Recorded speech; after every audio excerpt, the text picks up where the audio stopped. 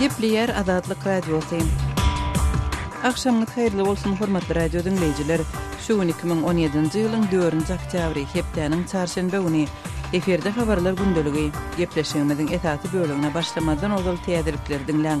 Olaryň mazmuny bilen sizi men Gözel Hudaýberdiýew tanışdyryn. Birleşen Ştatlaryň Goralmak sekretary Jim Mattis Birleşen Ştatlaryň Pakistanyň söwüşüji toporlaryň Awganistandaky hereketlerine guman edilen goldaw wagtynda beýleki çärelere geçmekden ozal Islamabad bilen işleşmäge ýene bir gezek tynanç çykdygyny aýtdy. Mattis 3-nji oktýabrda wekiller öýüniň ýaragly işler boýunça komitetiniň dinlenşiginde biziň olar Pakistanlylar bilen strategiýa işini ýene bir amala aşyrmagy tynanşmagymyz gerek. Biziň ähli tagalarlarymyz başa barmasa Prezident Trump ähli zerur ýardymlary etmäge taýýar diýip bellidi. Şeýle ol tiz wagtda Islamabada tapar etjekdigini ma'lum etdi, emma detallary bermedi. Prezident Donald Trump awgust aýynda Awganistan boýunça täze strategiýasyny ma'lum edip eden çykyşynda Birleşen Ştatlaryň Pakistanyň serhedinde ekstremistler üçin gaçy batalgalary ýok etmek boýunça Islamabada goşmaça basyş etjekdigini duýdurdy. Türkiýanyň prezidenti Recep Tayyip Erdoğan Ankaranyň we Tehranyň Kürdistanyň garaşsyzlygy boýunça rakda geçirilen referenduma jogap bermegi maslahat edýän döwründe Irana bardy. Erdoğan 4-nji oktýabrda Mahrabat aeroportunda Iranyň senagat we magdançylyk ministri Muhammad Şeriat Adari tarapyndan kabul edildi. Iranyň prezidenti Hasan Rohanyň Erdoğany kabul etjegi habar berildi. Iranyň prezidenti Hasan Rohany Erdoğan bilen duşuşdy. Erdoğanyň Irana saparynyň dowamında ýurdun baş lideri Ayatullah Ali Khamenei bilen duşuşmagyna hem garaşylýar.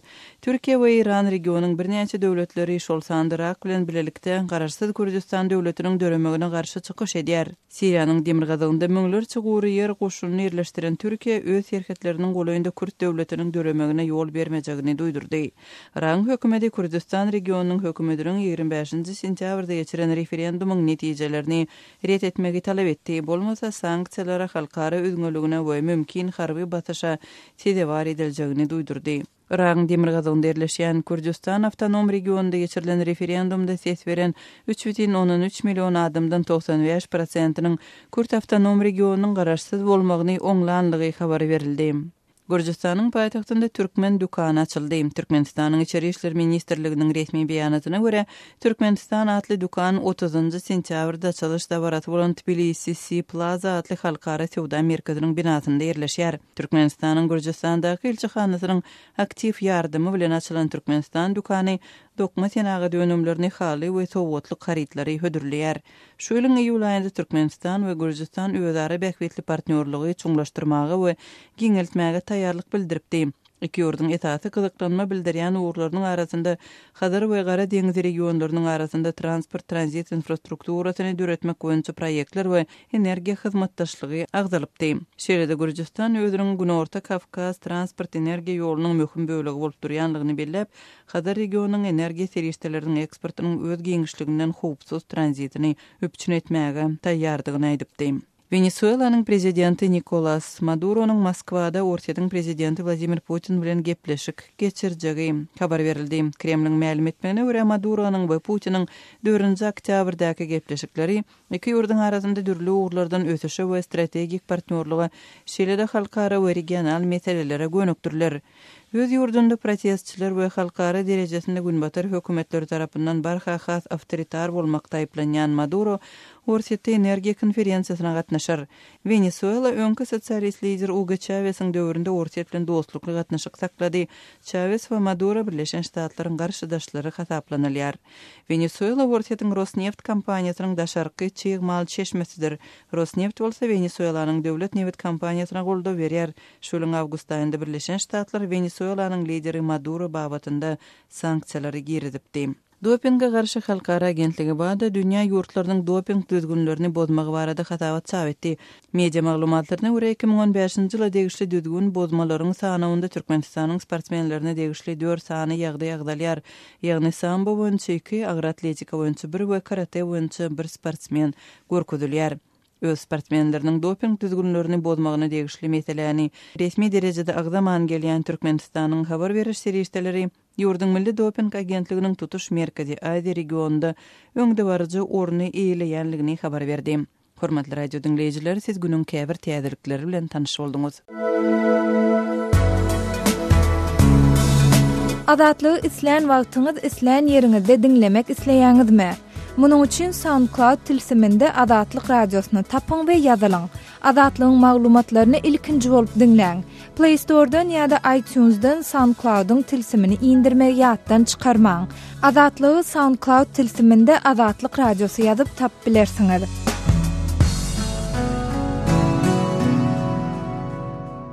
Gepleýär Adatlyk radiosy. Hormatly dinleýijiler, habarlar gündeligimize başlaýarys.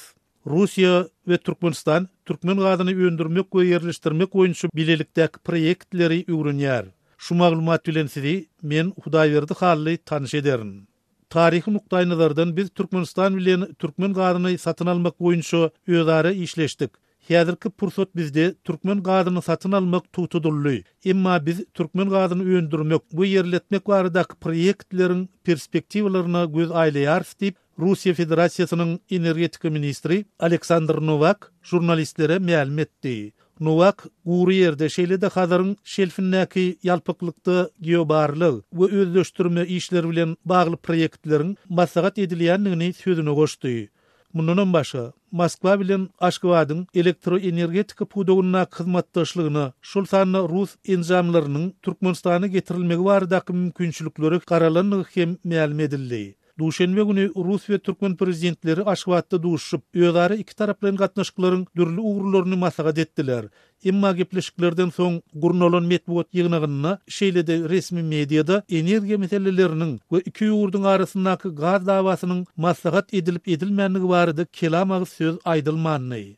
Ýatlasak, Russiýanyň Gazprom neft gaz kärhanasy geçen ýylyň ýanwaryna Türkmenistanyň gaz almagyny doly tugtudypdy. Türkmen Gaz Döwlet Konserni Gazprom eksport kärhanasynyň 2016-njy ýylyň 1-nji ýanwaryndan başlap türkmen gazyny satyn almak baradaky özara ýalaşygy möhletiniň has öň bir taraplaýyn görnüşde ýatyryp türkmen gazyny almagyny bes edýändigini habar beripdi.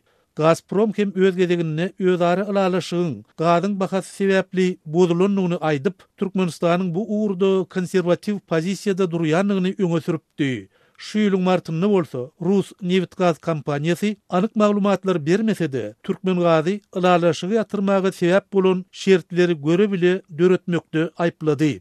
Bu aralykda Russiýanyň energetika ministrliginiň türkmen gazyny özleşdirmek baradaky proýektleri garalýanlygyny yglan etmegi bilen anyk haýsy ýataklar barada gurrun edilýändigi, şeýle-de munyň nähili ýagdaýda we şertlerde durmuşy geçiriljekdigi barada hiç hili maglumat berilmeýär. Halkara energiýa eksporty John Roberts Putin bilen Berdimuhammedowyň resmi duşuşynyň dowamyny gaz meselesiniň agdalmanlygyny, Moskwanyň türkmen gazyna bolan gyzyklanmasynyň uly däldigi bilen düşündirip Kremliň diňe bir ýagdaýda Türkmenistanyň gazy gaýtadan almagy dowam etdirip biljekdigini aýdýar. I would have thought that the only terms on which Russia would agree to get Turkmen gas Russiýa türkmen gazyny diňe belli bir has arzan narhdan almaga razy bolup biler. Ol ony soň bilen isleýän ýerine, isleýän bahasynyň satyp bilerdi. Garaz bu Russiýa üçin uly bähwitli, girdejil bolmaly. Ol türkmen gazyny bazar narhyndan telmesi arzan alyp, soň bilen üçünji tarapy adaty bahadan satyp biler diýip Roberts belledi. And then sell it at a normal market price. Ýatlatsak, uzalky ýyllarda türkmen gazynyň esasy hyridary bolan Russiýanyň arasyndaky gaz sewdanyň meşhuri 2009-njy ýylyň aprel aýyny iki ýurdu baglaşdyrýan Orta Aziýa merkez gaz geçirjisinde bolan partlamadan soň şurt kesik adally. 2008-nji ýylda 70 milliard kub metr öndüren Türkmenistan 47 milliard kub metr gazy Russiýa aktyrypdy. Gazprom 2009-njy ýylda Türkmenistanyň diňe 10-11 milliard kub metr gazy satyn aldy we 2013-njy ýylda satyn alan türkmen gazynyň meşhurini 4 milliard kub metr çenli şäklendirdi. Gal berse-de, şu ýylyň başyndan bäri iýerilen gazyň tölegi meselesindäki ýalaşmazlyk netijesinde Eýrana da türkmen gazynyň aktyrylmagy besedildi. Munyň netijesinde häzir türkmen gazynyň ýeki täk bir müşterisi Hytaý galdy.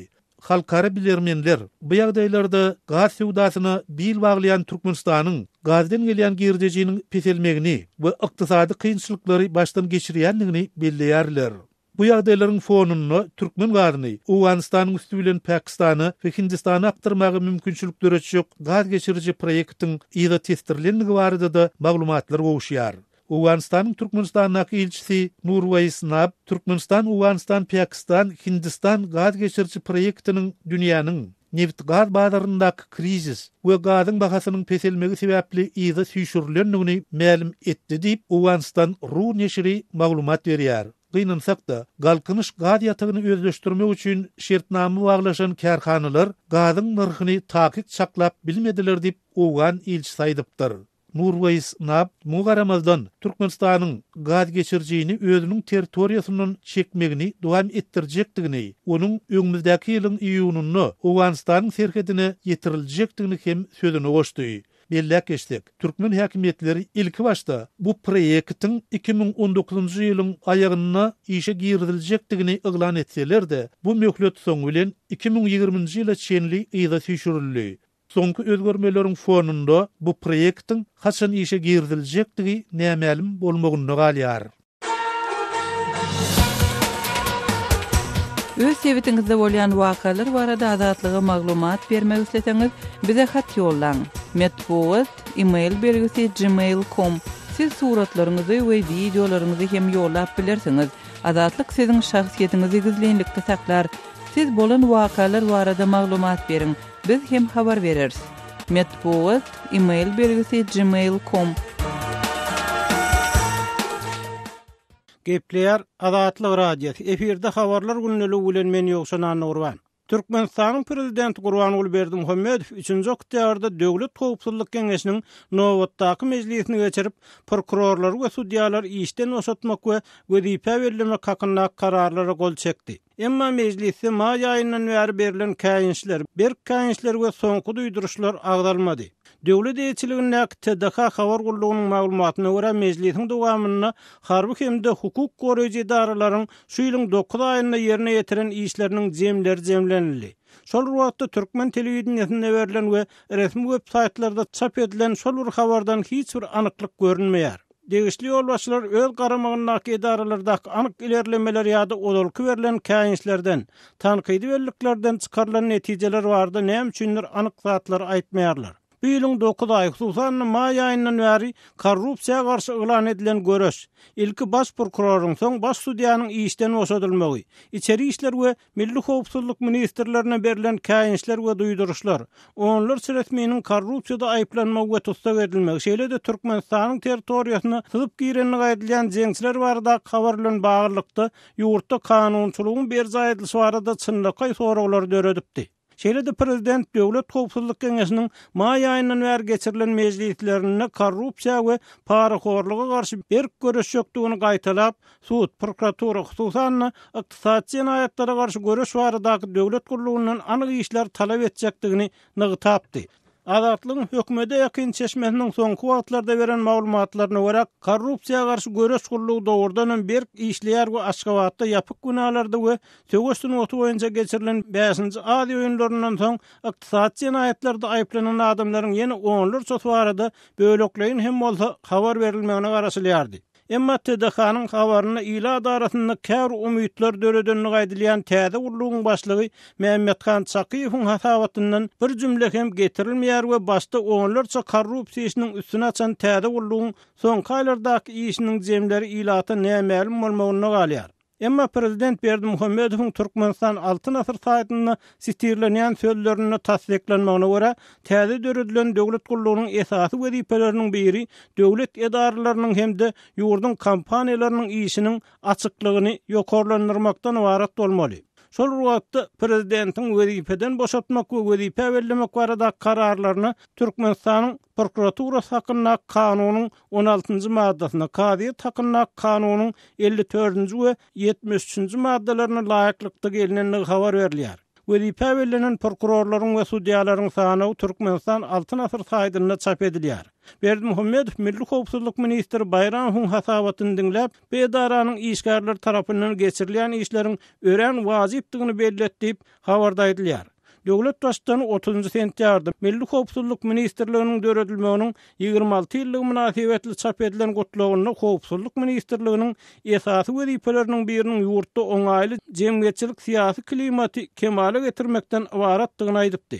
Şondan soň sosial gomlarda bu edaranyň işgärleriniň aýlyklaryň köpeldiljekdi we beýlekler barada ilaty umyt berýän gurrunlary ýaýradýanlygy hakynda resmi daýdan tasdiklenmedik we inkar edilmedik maglumat peýda boldy. Öz sebitiňizde bolýan wakalar barada adatlyga maglumat bermek isteseňiz, biziň Facebook hasabymyzda ýazyň. Bizi gözlegi bölümine Adatlyk Radiosu ýazyp tap bilersiňiz. Siz suratlaryňyzy we videolaryňyzy hem ýollap bilersiňiz. Adatlyk siziň şahsiýetiniňizi gizlinlikde saklar. Siz bolan wakalar barada maglumat beriň, biz hem habar bereriz.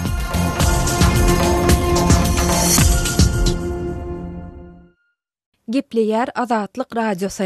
Habarlar günneligi gepleşigimizde men Sehra dowam etdirýärin.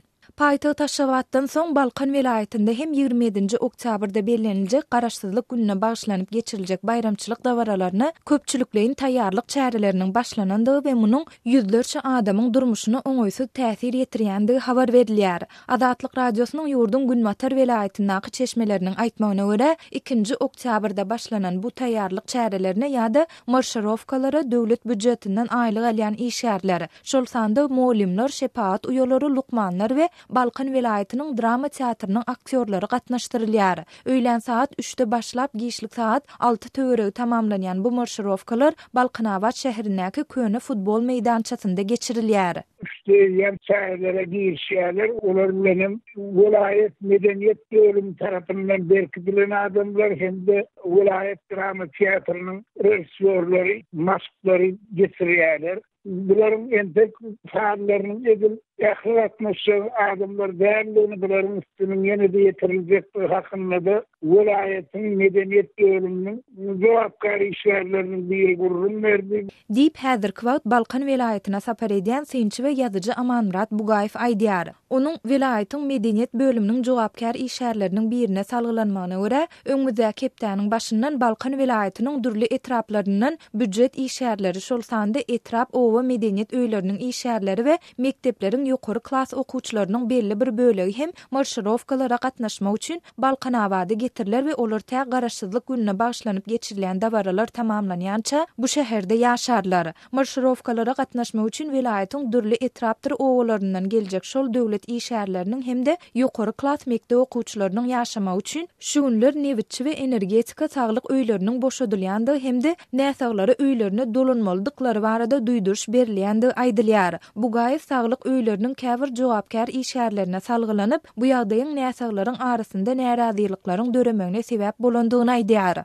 Şol iksara saglyk kelişiginde de ortaça herfinde bizden oğladım. Bizden yani kendine bulara da hepdäniň 6-njy ýyly bunun 3-nji ýarymynda öýüne dolanmak hakynda duýduruş berilipdir. Saglyk kelişiglerine bolýanlaryň birine ägidegi eger bir 3-4 ýyl bolamyzdan soňra bizi oğlamyza gelen ýerimize uğratjak bolsak, ondan ämçin başda şu wagtlary hasaplymandyrlar. Bir başda şaharymyz bolsalar, has bolar diýip aýdýarlar. Vilayetin ähli ýerinden gelýän işgärler, ýaşaýjylar öňüne berilen görkezme onu ýerine ýetirmekden başga olaryň çäresi ýok. Diýip Bugaýew gurrun berdi. Türkmenistanda garaşsyzlyk gününe bagyşlanyp geçirilen bayramçylyk dawaralarynyň çäginde paýtagtda harby parat we konsertleriň en çemesi geçirilýär. Şeýle-de Aşgabatda we vilayet merkezlerinde täze deskalaryň açylyş dawarasy amala aşyrylýar. Oňa ýokary derejeli döwlet resmileri bilen bir hatarda büdjet işgärleri, studentler we mektep okuwçylary gatnaşýar. Bu dawaralary görülýän taýýarlyk çäreler ýa-da marşarowkalar adatça bir ýa-da 2 aý öňünden başlanyp, onuň dowamında okuwçylar, studentler okuwdan we döwlet işgärleri işden wagtyndan ýer boşadylýar. Munyň bolsa käbir döwlet idaralaryň işinde bökdönçlikleriň döremegine getirýändigi aýdylýar. Türkmen häkimetleri we media serişdeleri Türkmenistanyň garaşsyzlygynyň 26-njy ýyl dönümine başlanyp geçiriljek bayramçylyk dawaralarynyň ýokary derejede guramalaşdyrylýandygyny tekrarlasalar-da, bu dawaralary görülýän taýýarlyk çäreleriniň näçe adamyň iş, okuw we din jalyş wagtyny alýandygy barada kelam söz aýtmaýarlar. Şeýle-de işgärleriň, okuwçylaryň we studentleriň ýurtda geçirilýän köpçülikliň çärelere mejburi gatnaşdyrylýandygy barada da mesele gozulmaýar. Gepleýär Azatlyk radiosi. Gadyrly dinleýijiler, Azatlyk radiosi türkmen raýatlarynyň haýyşlary esasynda olaryň prezidenti öz problemleri baradaky arzularyny eşitdirip bilmeklerine mümkinçilik töretmek maksady bilen hormatly arkadagatly ýürüýte rubrika başlaýar. Bu rubrikasyny siz öz kynçylyklaryňyzy beýan edip, olary efir arkaly eşitdirip, şeýle-de Azatlygyň web-saýtyny, sosial ulanlardaky sahypalaryny çap etdirip bilersiňiz. Siz öz hatlaryňyzy Azatlyga hat üstü bilen telefon arkaly biziň ýerli habarçylarymyzyň üstü bilen ýetirip bilersiňiz.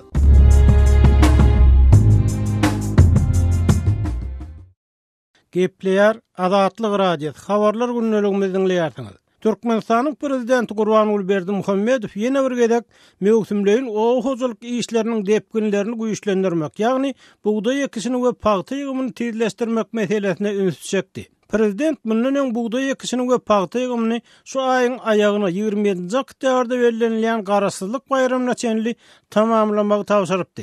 TDK-nyň 2-nji oktýabrda geçirilen video şekilli iş maslahatyndan beren maglumatynyň aýdylmagyna görä, Prezident Berdimuhammedow bu gezek ekişde tehnikalaryň dolu güýjüne işledilmeýänliginden nägile bolupdyr. Hususan Prezident Ahal vilayatynyň Tejen Saragys we Akbuğday Balkan vilayatynyň Etrek, Serdar we Bereket etraplaryna buğday ekişiniň depgininiň pestigine üns çekdi diýip TDK ýurdun beýleki vilayatlaryna hem şeýle kemçilikleriň dowam edýändigini habar berýär. Türkmenistan şu ýyl buğday hasyly boýunça göz öňünde tutulan hasyl ýetişdirip bilmedi we ýurdun döwlet haryt birjasynyň en çemegedek daşary ýurtlardan azyklyk buğday satyn alanlygy habar berildi. Şeýle-de Berdimuhammedow plan oldurmadyk vilayat häkimlerine käýinç berip, geljekde bu hili kemçilikler üçin jogapkar resmilerden bir kasap soraljakdygyny öýdürdi. Türkmen hökümetiniň buğdaýdan soň esasyn berýän ekini gowaça bolup, ýurtdyny 2 ýyllyk golay wagt ber döwletiň talap edýän paýta hasyly hem her ýyllyň ýaly gurrunly bolýar. Sebäbi Türkmenistan ýurtda gurulan 20 töwerew egirme dokma fabrigini paýta bilen üstün etmekden nasary daşary ýurtlara paýta hem satýar. Döwlet daşdan 2-nji oktýabrda geçiren iş maslahatyny günnelik ýygylýan paýtanyň hem meçberiniň azlygyny boyun aldy. Türkmenistan paýta ýygymyny 30-njy awgustda başlady we bu ýyl ýurtda 1.050.000 tonna paýta hasylyny almak planlaşdyrylýar. Ýygym başlanmadan öň döwlet eýçiliginiň häkimetli oňhojalyk tehnikalarynyň hasyl ýygnamagy dol taýýar edilendigini habar berdi we Prezident Berdimuhammedow döwletiň daýhanlaryň ýerden ýokary hasyl almak üçin ähli şertler döredýändigini tekrarlady. Emma anny prezidentiň sözlerine görä goçy meýdanlaryna çykarylan paýta ýygan kombaýnlaryň sany az we şu sebäpden günnelik ýygylýan paýtanyň meçberi garaşylşyndan az bolýar. Şu sebäpden ol bu ýagdaýlar düýpli heljerip, işleri degişli derejede ýola goýmagy talap etdi. Bundan öň Berdimuhammedow agrosenagat toplumyna gödäwçilik edýän vice-premierini täzeledi we ençemegedek ýerleriň şorladylanlygyny, her hektardan alynýan hasylyň derejesiniň pes bolmagyna galýanlygyny boyun aldy. Şeýle dol daýhanlary yaramaz işlemekde tanqid etdi. Azatlyk radiosynyň habarçylary bilen söhbetdeş bolýan daýhanlar prezidentiň bu tanqidi bilen alalaşmaýarlar we buğday, paýta önümleriniň döwlet tarapyndan satyn alyş narhlarynyň ýyllar boýy pes bolmagyna galýanlygyny, üstesinde kärenleçiniň tehnika, dökün we suw төлewlerinden soň özüne galýan girdejiniň maşgala eklemäge ýetmeýändigini, şu sebäpden 10 miňlerçe raýatyň daşary ýurtlardan iş bellemäge mezur bolýanlygyny aýdýarlar. İkinci taraftan Türkmenistan paýtaçylykda mezuri ähmet ulanmakda tanqid edilýär. Iki ýeşewde markasy mezuri ýa erksiz ähmet ulanmalyk gabatda dogry ýerelge eýirmeýänligi üçin Türkmenistan öndürilen paýtany ulanmakda gadaganlyk girdi. Sovet ýyllaryna Türkmen paýtasy esasan mektep ýaşyndaky çağalaryň, studentleriň, aýalgylaryň güýji bilen ýygnalyp, sowatly adamlaryň ýetişmegine uly zaruran bolsa, garaşsyzlyk ýyllaryna paýta ýygyn mewsümini büdjet işgärlerini ulanmak kadaýa gurildi. Azatlygy line ulgamynda Osmok 420 773 797 383 telefon belgisi arkaly tapyp bilersiňiz. Biziň bilen habarlaşyp maglumatlary, suratlary we videolary ugradyň. Şahsiýetiňiz dogry gizlilikde saklanır. Osmok 420 773 797 383.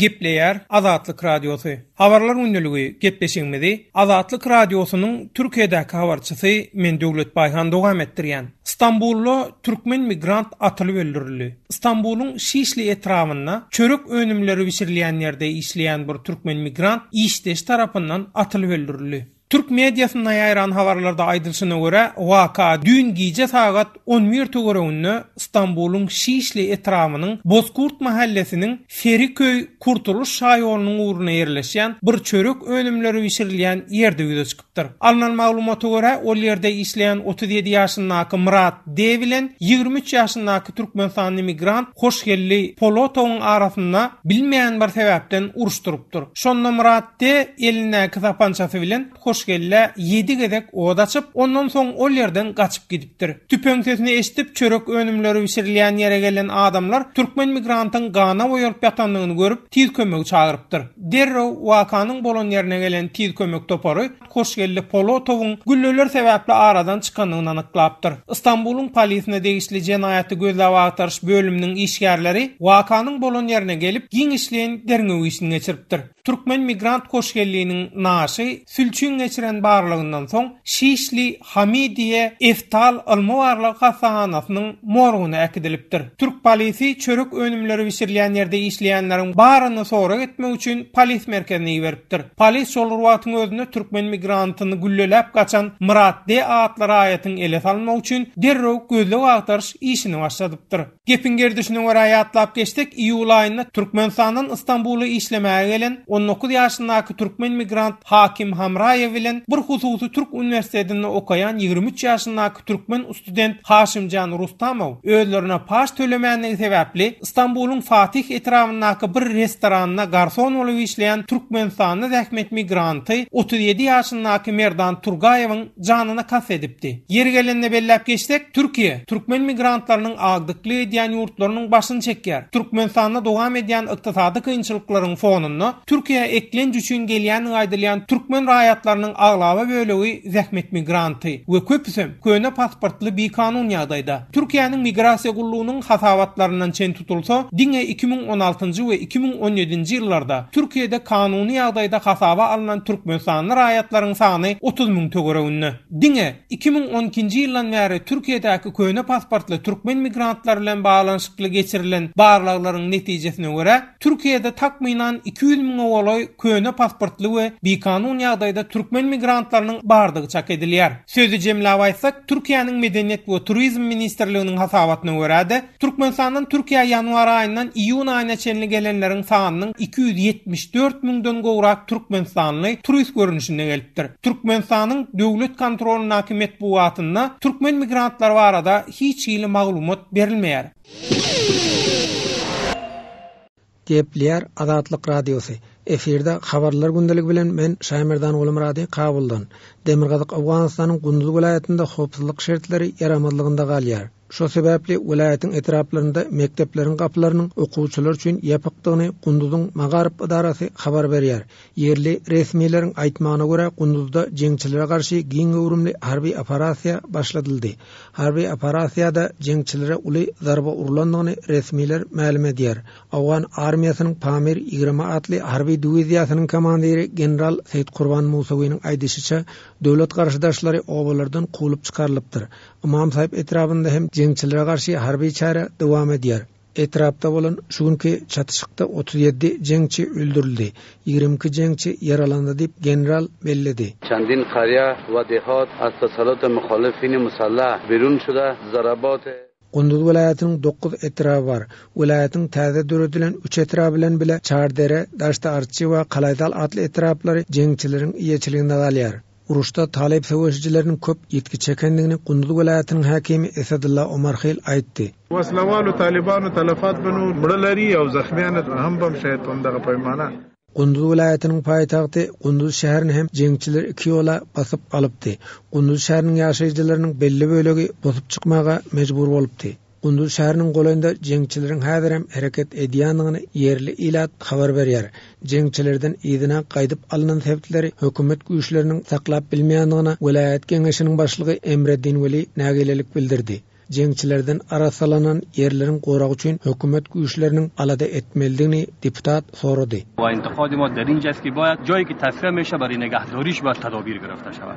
Gunduz vilayatynyň baş etrabynda hemem Gunduz şäherinde türkmenler hem kowsun bolup ýaşar. Uruşda türkmen obalaryna da ziýan ýetýär. Aman sahip etrabynda gazaply çaknaşygyň bardygyny vilayat keňeşiniň agzasy deputat Muhammed Yusuf Eyyubi aýtdy. Obalardan halkyň gaçyp çykýandygyny deputat bildirdi. Halkyň üýjaý uruşda weýran bolupdyr. Uruşdan gaçyp çykanlara henüz hiç tarapdan kömek bolmady. Halk agyr ýagdaý başdan geçirýär diýip deputat aýdýar. İmam sahipde mana uruş var. Üýlerden çykan ana şu uruş başy öýle türkmen. Öýlerini topdagan öýlerini odalan mallaryna, dükkanlary odalan hiç nasa galan ýok. Onlara bir kömek zat hökümet berdimi ýa siz kömek eden ýoklar? Vilayata bardyk, sany hiç kömek eden ýok. Her kim öz janyny çykaranda hemen asas alan üýlerinde. Millete hiç kim garaşan ýok. Tajikistanlılar hem bar diýär jeňçiler. Hawa, imam sebe artdan her ýerden gelen tajikilerim bar hemen. Bar Özbekistandan bar hemen bar. Köp uruş çedit, köp çetdi uruş bar. Hormatly radio dinleyijiler, şunuň bilen habarlar gündeligimiziň şu günkü sanyny geçirip gutarýarys.